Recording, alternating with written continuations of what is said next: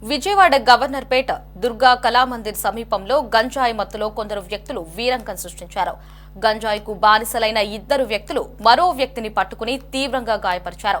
అనంతరం ఘర్షణ పడుతూ పరారయ్యారు. సమాచారం అందుకుని ఘటనా స్థలానికి చేరుకున్న పోలీసులు గాయపడిన వ్యక్తికి ప్రథమ చికిత్స నిర్వహించి ఆసుపత్రికి తరలించారు. గవర్నర్పేటలో గంజాయి బ్యాచ్ ఆగడాలు రోజురోజుకు పెరిగిపోతున్నాయని, ఎప్పుడు ఎవరిపై దాడి చేస్తారో అన్న భయంతో ప్రాణాలు గుప్పెట్లో పెట్టుకుని బతుకుతున్నట్లు ఆవేదన వ్యక్తం చేశారు. పోలీసులు అధికారులు స్పందించి గంజాయి బ్యాచ్ ఆగడాలు అరికట్టాలని వారు కోరారు.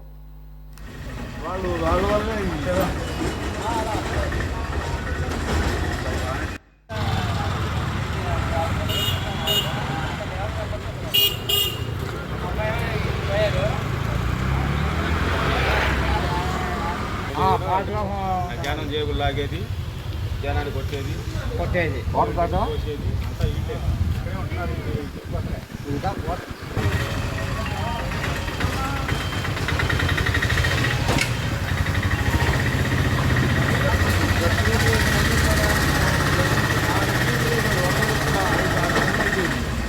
వాళ్ళ వల్లే